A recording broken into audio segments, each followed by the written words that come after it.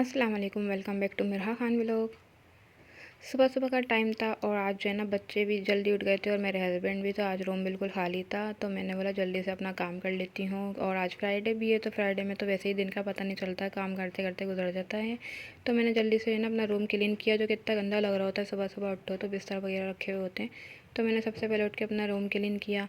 फिर उसके बाद जो है ना मैंने चाय वगैरह भी चढ़ा दी थी, क्योंकि जो है ना बच्चे उठे हुए थे सुबह से, तो उन्हें फिर भूख भी लग रही थी। तो मैंने जल्दी से चाय वगैरह बना दी थी।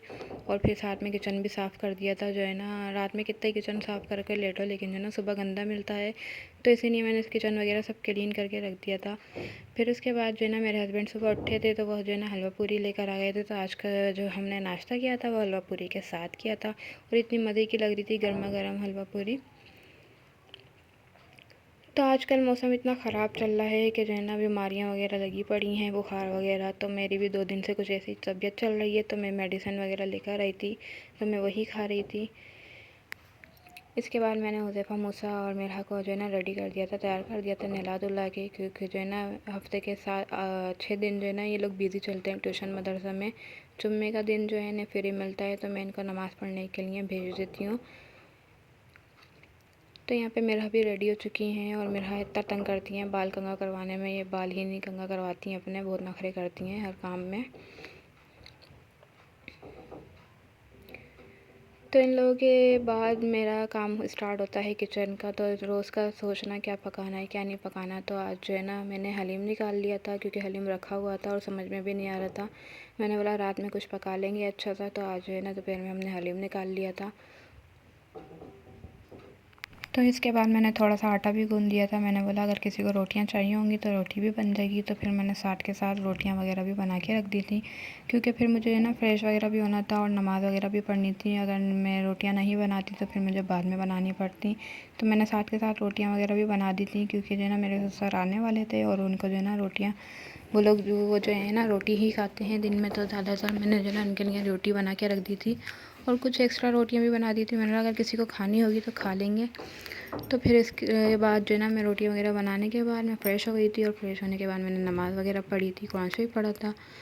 तो बस नमाज़ वगैरह पढ़ो ना तो इतना सुकून सा मिलता है कि पता नहीं कितनी दुनिया की थकावट हुई हुई है, और जो है ना नमाज़ पढ़ते वक्त सब ख़त्म हो जाती है। तो जैसे ही सजदे में जाओ तो इतना ज़्यादा सुकून मिलता है कि सजदे से जो है ना सर उठाने को दिल नहीं कर रहा होता।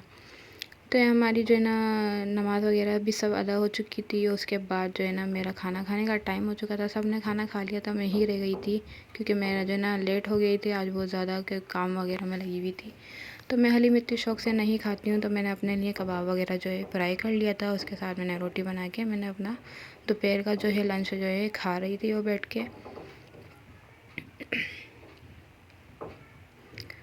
तो उसके बाद यहाँ पे जो है मूसा, हुज़ैफ़ा और मिरहा तीनों जो है ना इससे रिमोट कार से जो है खेल रहे थे। इनकी नानी ने इनको गिफ्ट की थी हुज़ैफ़ा को। तो यहाँ पे मैंने इनको 7 साल बाद ये कार निकाल के दी है, जब ये इस काबिल हो गए थे कि इससे खेल सकें। तो मैंने आज इनको ये निकाल के दी। मैंने बोला खेल के वसूल कर लें अब ये भी।